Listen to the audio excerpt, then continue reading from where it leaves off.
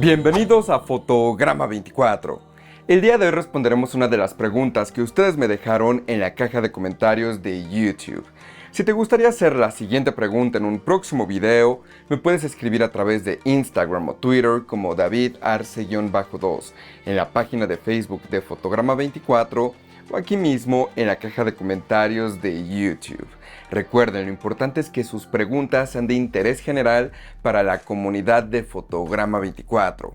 Y bueno, en esta ocasión, Víctor Acuna 5193 nos comenta lo siguiente.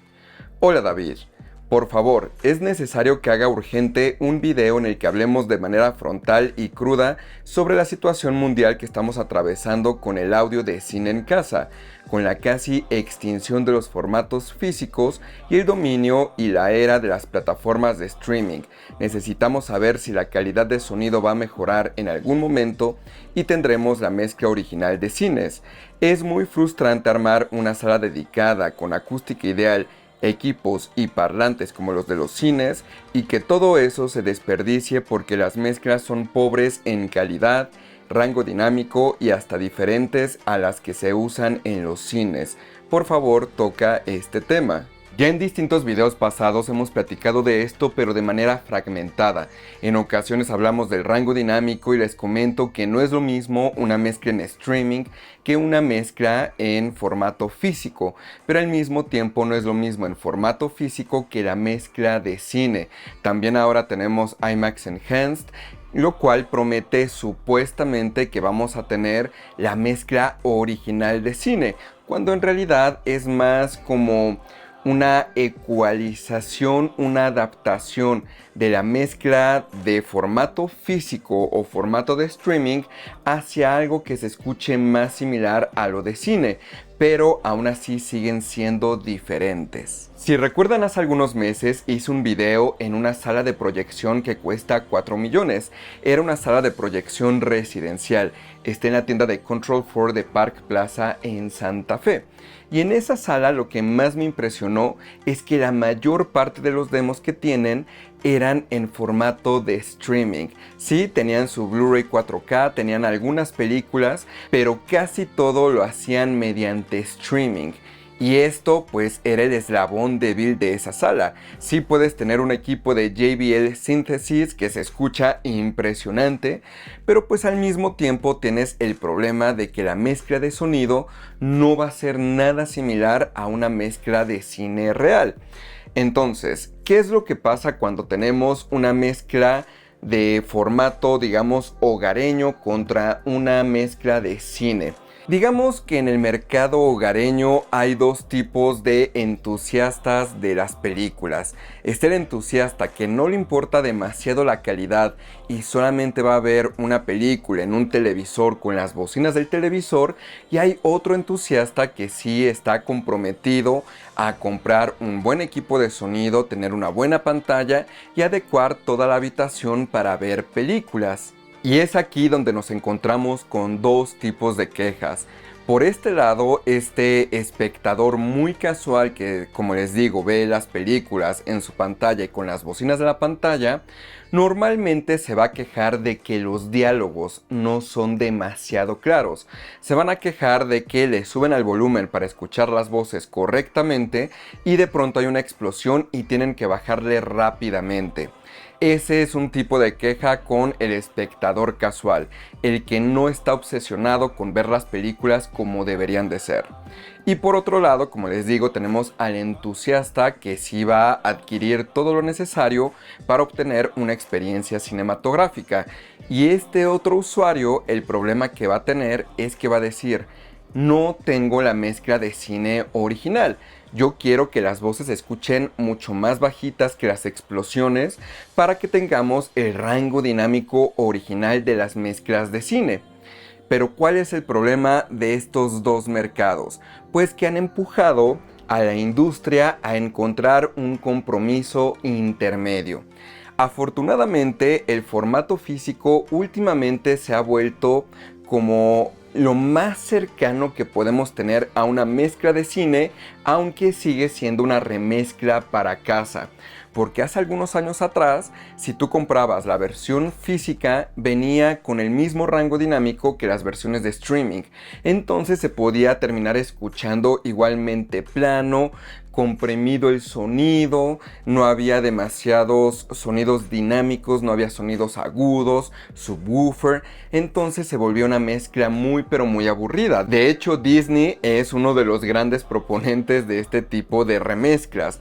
Casi todos los Blu-rays 4K y Blu-rays normales que utilizan Atmos en la actualidad de Disney terminan escuchándose bastante mediocres. Esto comenzó, ya les he platicado, hace varios años atrás con una película que se llama Oz the Great and Powerful, la película protagonizada por James Franco. La versión en Blu-ray en ese momento tuvo una mezcla, digamos, entre comillas, experimental, que se llamaba una mezcla Near Field. Normalmente las películas en Blu-ray traían la mezcla de cine tradicional, por eso eran mezclas muy pero muy dinámicas. Pero posteriormente, cuando salió esta película, hicieron, les digo, esta mezcla Near Field. ¿Qué significa una mezcla Near Field? Que ahora no se va a utilizar la mezcla de un auditorio completo, sino que se va a utilizar la mezcla de bocinas que estén mucho más cerca, en un rango más corto hacia el oyente. Entonces, ustedes han visto digamos, detrás de cámaras, que en ocasiones muestran un auditorio gigante donde están mezclando Dolby Atmos y se ve impresionante. Es una sala de cine tal cual, gigante, bocinas en el techo, bocinas a los lados, todo fantástico. Pero posteriormente, ya que se sacó la película para cines, se crea una remezcla para casa. Y las remezclas de casa son estos otros estudios donde hay una persona sentada, las bocinas están muy cerca, es una habitación pequeña, tienen una pantallita, es otro tipo de ambiente. Entonces lo que se intenta es lograr pasar esta mezcla de cine dinámica que se escucha impresionante hacia algo, digamos, mucho más hogareño, algo que sea más común para la gente tradicional. Entonces ahí pues digamos que saben que no va a haber equipos tan impresionantes como en un cine, sino que tal vez va a ser una barra de sonido, o tal vez van a ser las bocinas de la tele, etc. Entonces, en esa situación, el ingeniero tiene que decidir qué compromisos y qué cosas va a modificar dentro de la mezcla de cine para que en estos equipos menos capaces se escuche correctamente. Entre ellos tiene que ver con la compresión del rango dinámico. La verdad es que en esto hay pros y contras, en estas remezclas. Los contras son pues precisamente que el rango dinámico se termina comprimiendo muchísimo. Dependiendo del ingeniero de sonido, a veces vamos a obtener algo que al menos es decente, que sí se escucha muy bien, pero en otras ocasiones vamos a escuchar algo que es mediocre, se escucha mal y simplemente pareciera que, incluso aunque tengas un cine en casa completo, pareciera que estás utilizando los altavoces de tu televisor, porque es completamente plano, no se siente espacioso, no se siente potente. Pero entre los pros es que la gente que se queja de que los diálogos son muy bajitos y luego hay explosiones, no van a tener que subirle tanto el volumen para escuchar los diálogos. Esa es una cosa, lo cual yo estoy totalmente en contra, pero es un pro desde el punto de vista del estudio que no quiere recibir este tipo de quejas. Otro aspecto que se modifica y que creo que en esto sí nos vemos beneficiados absolutamente todos, tiene que ver con la modificación del volumen de referencia.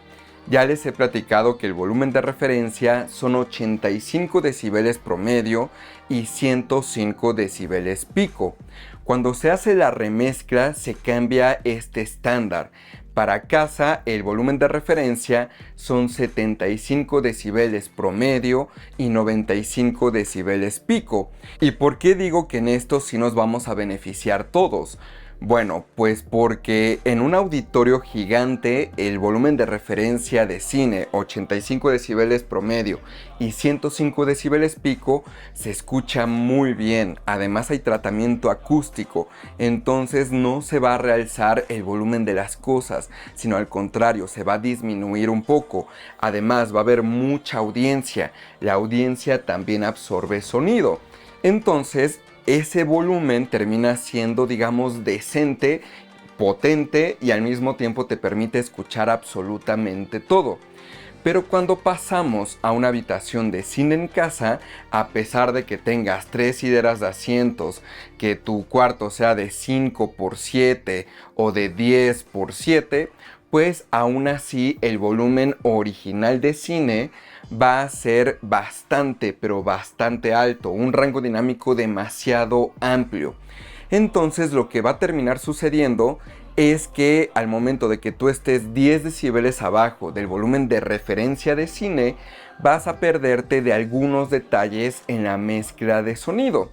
Entonces, pues hacer una conversión a 75 decibeles promedio y 95 decibeles pico, yo creo que es un buen compromiso, tanto para aquella persona que esté escuchando las películas en una sala con una barra de sonido, con las bocinas del televisor o con un equipo de sonido Bose, como para aquellos que pueden tener equipos mucho más capaces, que van a ofrecer mayor calidad de sonido, mayor rango dinámico y un audio mucho más impresionante. Entonces aquí sí hay pros y contras. Por ejemplo, yo me acuerdo de la película Hit, la versión original en Blu-ray, y recuerdo que esa película tenía un rango dinámico sumamente amplio. A mí eso me encanta, pero pues sí termina siendo un problema para algunas personas que sienten que estos sonidos súper dinámicos de la mezcla original de cine terminan siendo un poco estridentes. Entonces estas remezclas de sonido de cine hacia un sonido de cine en casa es una variedad de cosas, tanto cosas buenas como cosas malas.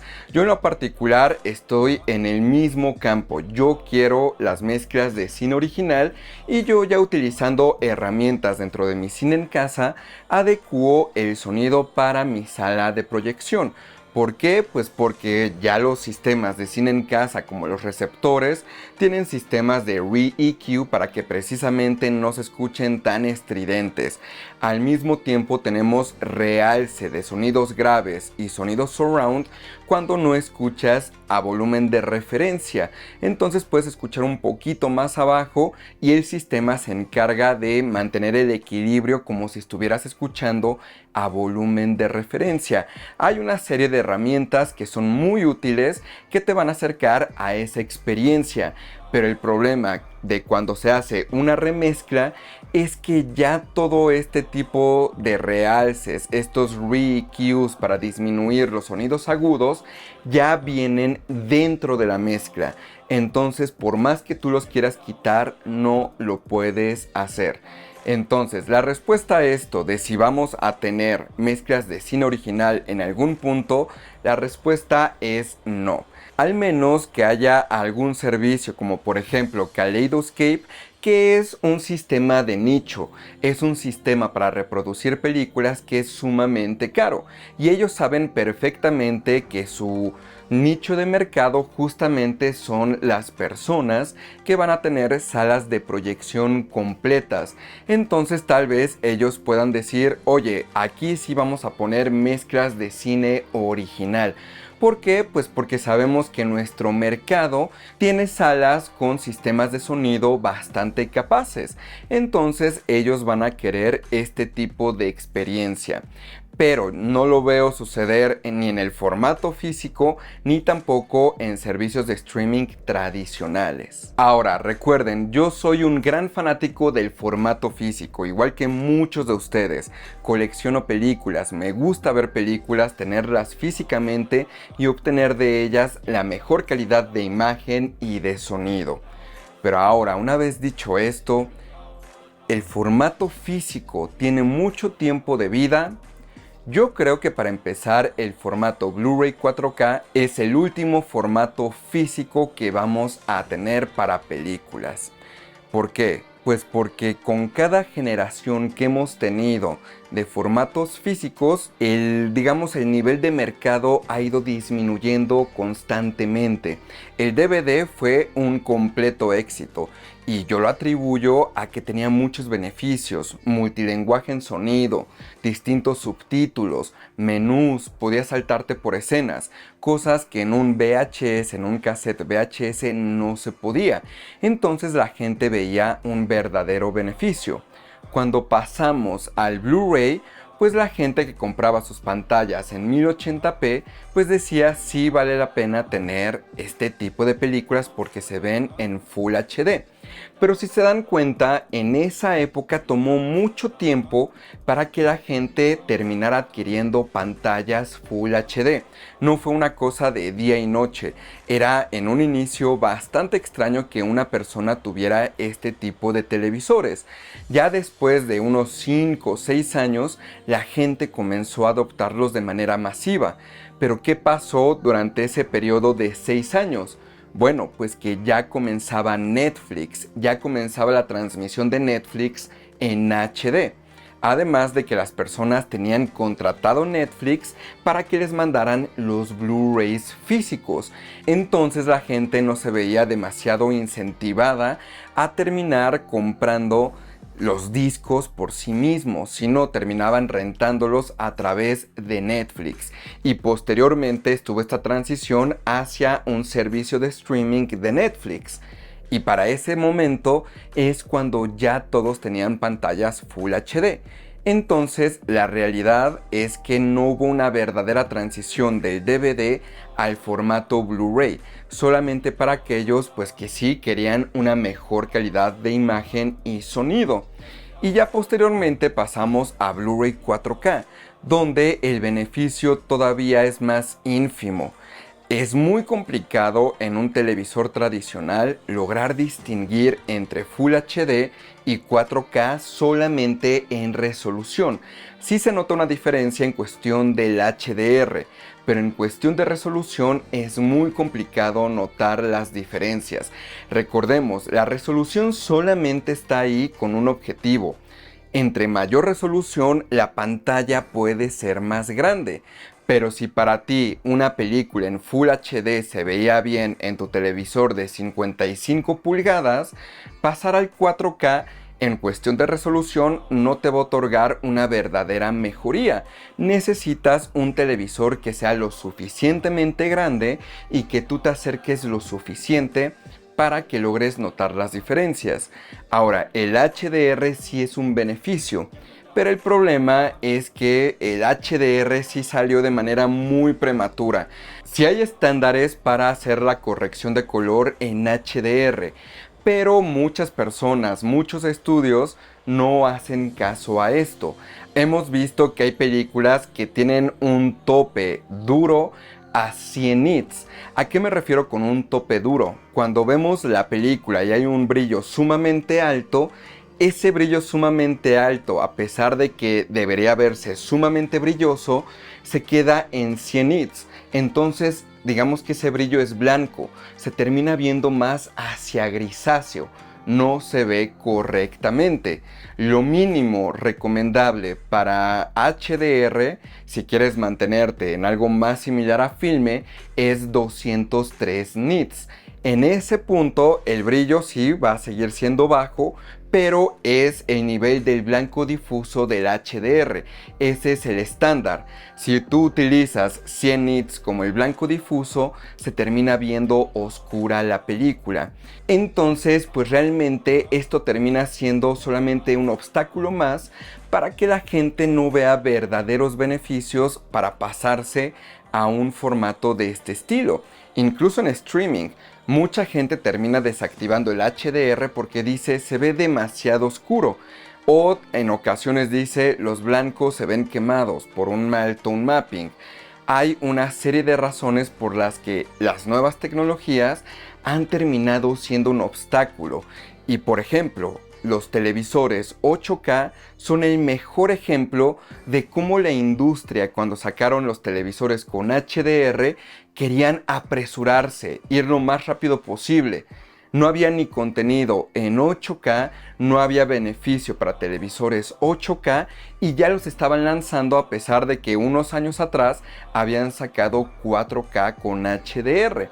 Yo creo que lo que intentaron hacer en ese momento fue lo mismo que 720p y Full HD, que hubiera dos resoluciones que pudieran una venderla mucho más cara que la otra.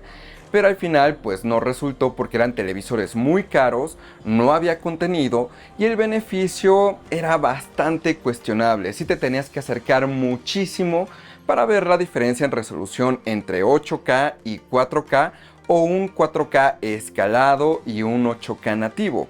Entonces pues yo creo que esa es la razón por la que la gente dejó de adoptar un formato 4K. El beneficio no es tan notorio y al mismo tiempo hay muchos obstáculos, tanto económicos como también técnicos. Entonces, definitivamente a mí me parece que el formato físico va a terminar convirtiéndose en un nicho. Ya lo hemos visto con varios estudios. Hay estudios que deciden no sacar películas ya en formato físico, sino que deciden licenciar a distribuidoras que le llamamos de boutique. De boutique estamos hablando como Arrow Video, estamos hablando como Criterion. Terminan licenciando la película para que esas distribuidoras lo terminen lanzando y ellos se encarguen de la logística, de la transferencia, del escaneo del video, del audio, etc. Entonces yo creo que eso es lo que va a terminar sucediendo. Pero ¿cuál es el problema de esto? Pues que esos distribuidores de boutique son mucho más caros que el formato, digamos, físico tradicional que venía directamente de los estudios. ¿Es algo malo? Yo creo que es la manera que vamos a tener nosotros, los que amamos el formato físico, para poder seguir adquiriendo películas. ¿Por qué? Pues porque ya no es rentable para los estudios terminar creando versiones físicas de sus películas, porque en verdad no termina siendo más que un dolor de cabeza para ellos. Mejor estas boutiques, que su negocio se encarga de eso. Yo sé, esto puede sonar doloroso para mucha gente. Estoy seguro que va a haber gente en la caja de comentarios diciéndome: no es cierto, ¿no viste que con Oppenheimer revivió el formato físico? El formato físico está más vivo que nunca. Totalmente falso. Sí, Oppenheimer tuvo un gran éxito, se acabó en muchas tiendas, pero no se acabó porque muchísima gente fuera a comprarla. Se acabó porque ya también los estudios no sacan tantas versiones físicas de la película. Tal vez si hubiera sido la época del DVD y se acaba un cierto título, si hubiera sido impresionante, porque se imprimían miles de versiones en formato físico, en formato DVD. Pero en esta época ya es bastante raro que se termine imprimiendo un gran volumen de una cierta película. De hecho, ya hemos empezado a ver que algunos títulos que salieron en 4K hace unos 6-7 años atrás, en la actualidad es prácticamente imposible de conseguirlos. Es como lo que pasa con los videojuegos. Tú compras un videojuego que sale hoy y sí, hay copias por todos lados, pero pasan unos 7 años y ya vas a la tienda y te dicen: no, solamente tenemos los lanzamientos recientes, los demás solamente los puedes conseguir usados, de reventa, etc. Entonces creo que ese es el camino hacia donde va el formato físico. El formato físico no ha tenido un resurgimiento. Sí, hubo una gran venta de películas de Oppenheimer, pero llegar al límite de decir que esto va a hacer que el formato físico renazca, lo veo muy pero muy difícil. Yo en lo personal no tengo conocidos que tengan un dispositivo de reproducción Blu-ray 4K. Yo soy la única persona que tiene uno. En el mejor de los casos, y estoy hablando de 3 personas tal vez que conozco, tienen un reproductor Blu-ray normal. Y reproductores DVDs, eso sí conozco un montón de gente que tiene reproductores DVDs. Entonces sí, lamentablemente el formato físico va a desaparecer de una u otra manera, pero al mismo tiempo se va a mantener como un nicho, como por ejemplo el vinil. Eso es lo que yo creo que va a suceder. Ahora también hay que tomar en cuenta que los servicios de streaming en algún punto pueden mejorar lo suficiente para que al menos en cuestión de calidad de audio y video te den la misma calidad que un formato físico. Oye David, pero el formato físico siempre va a ofrecer la mejor calidad de audio y video. Un servicio de streaming no podría hacerlo. Este tipo de comentario normalmente viene desde la ignorancia. ¿Por qué? Porque mucha gente cree que el formato físico, el disco como tal, es lo que da la calidad de audio y video. No hay nada más alejado de la realidad. Lo que da la calidad de audio y video es la información que viene en el archivo de la película. Entonces, si tú extraes el archivo del disco físico, este archivo, a pesar de que sea digital, se va a ver y se va a escuchar exactamente igual que la versión de disco. Ahora el tema es que los servicios de streaming tengan estos archivos de alta calidad para hacer este tipo de streaming. Pero esto se complica un poquito, sobre todo por Estados Unidos. En Estados Unidos existe algo que se le llama que el servicio de internet está capeado. ¿Qué significa esto? Bueno, pues que sí, tú tienes un gigabit de velocidad de internet, pero solamente está restringido hasta 100 gigabytes de transmisión. ¿Esto qué quiere decir? Que sí, tú vas a poder descargar todo rápidamente, ver películas perfectamente, pero una vez que se hayan cumplido 100 gigabytes de información transmitido, tu velocidad va a disminuir. Y es aquí donde viene el gran problema. Si los servicios de streaming aumentan la calidad de sus películas, significa que van a utilizar más información. Por lo tanto, vas a llegar más rápido al límite que tienen estos servicios de internet. Entonces, pues la gente va a decir, oye, pues no me conviene ver las películas en tanta calidad porque me termino mi plan de internet. Yo lo que necesito es que sea un plan ilimitado. Aquí en México no tenemos afortunadamente ese problema, pero en Estados Unidos es algo muy real y no hay que mentirnos a nosotros. Todo va a ser creado para beneficio de Estados Unidos, no para el beneficio de México o Sudamérica o Latinoamérica o Europa. Si Estados Unidos no adopta una cierta tecnología, difícilmente en otros países va a llegar este otro tipo de tecnología. Vamos a ver qué sucede con eso. Pero pues definitivamente el streaming es el futuro. ¿Me gusta? No, no me gusta. Yo quisiera que siguiera siendo el formato físico, pero la realidad es que la practicidad muchas veces supera la calidad. Ya les he platicado que a mí me gusta tener audio de calidad. Toda la vida he comprado audífonos, por ejemplo, de Shure. He comprado audífonos que son, digamos, de mediano costo, que andan por ahí de los 8,000, 9,000 pesos. Y eso era con lo que yo solía escuchar música en dispositivos portátiles. Cuando salieron los AirPods Pro, totalmente estos audífonos de alta calidad los terminé dejando de lado. ¿Por qué? Pues porque los AirPods Pro me ofrecieron practicidad sobre calidad.